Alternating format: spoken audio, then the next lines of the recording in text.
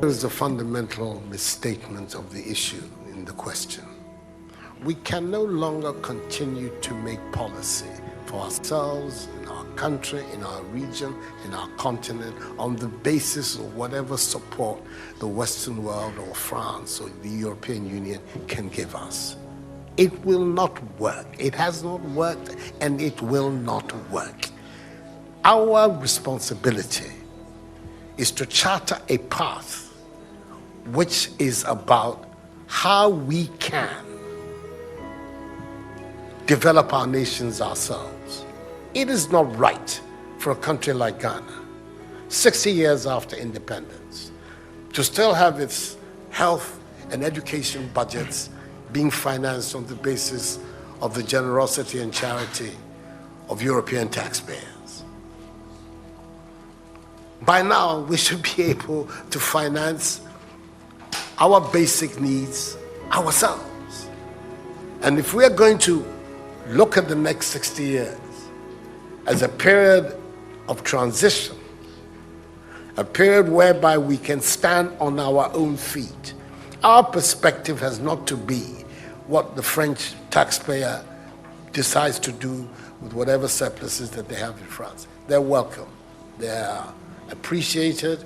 Whatever interventions that the French taxpayer through their governments make to us are appreciated. We're not going to lick a gift horse in the mouth. But this continent, with all that has happened, is still today the repository of at least 30% of the most important minerals of the world. It's a continent of vast, arable and fertile lands. It has the youngest population of any of the continents in the world. So it has the energy and the dynamism. We've seen it. These young men who are showing so much resilience and ingenuity in crossing the Sahara, finding ways to go across with rickety boats across the Mediterranean to really, those energies, we want to have those energies working inside our countries. And we're going to have those energies working in our countries if we begin to build systems that tell the young people of our country that their hopes, their opportunity are right here with us. Migration and the movement of people is being presented in a manner which suggests that somehow it's a new phenomenon. There's nothing new about it. It's as old as man, the movement of people. And it has always been linked to the same thing. The failure of where you are to provide you with an opportunity, so you move somewhere else. Those of you who are familiar with 19th century European history would know that the biggest wave of immigration in 19th century Europe, the latter part of it, came from Ireland and from Italy. Waves upon waves, generations of Italians and Irish people left their countries to seek the American paradise, largely because Ireland was not working, Italy was not working. Today, you don't hear it. Italian young people are in Italy. Irish young people are in Ireland. We want young Africans to stay in Africa. And how are they? And it means that we have to get away from this mindset of dependence. This mindset about what can France do for us. France will do whatever it needs to do for its own sake.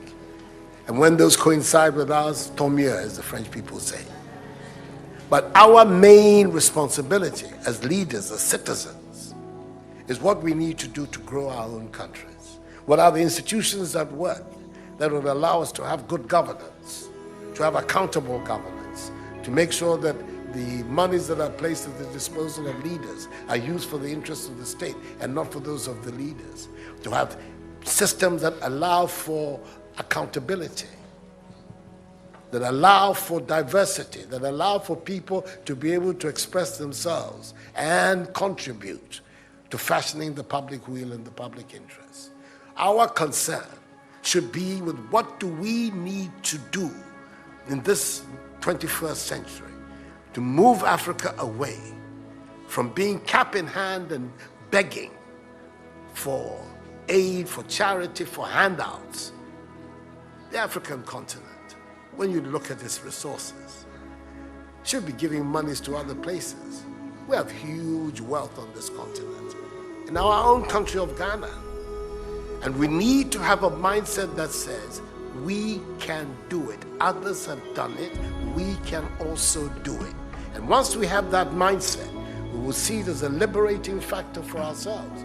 We keep talking about how it was that Koreans, Malaysians, Singaporeans, who got their independence at the same time as us.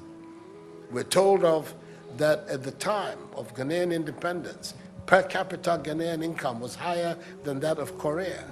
Today, Korea is part of the first world. So is Malaysia. So is Singapore. What happened? Why did they make that transition?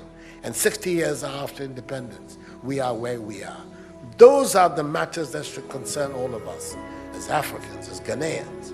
And not, and I say so with the greatest of respect to the French president, I mean that the cooperation of France is something that I am, as you know, a strong friend of France. I am Francophile. So I don't have any difficulty with that.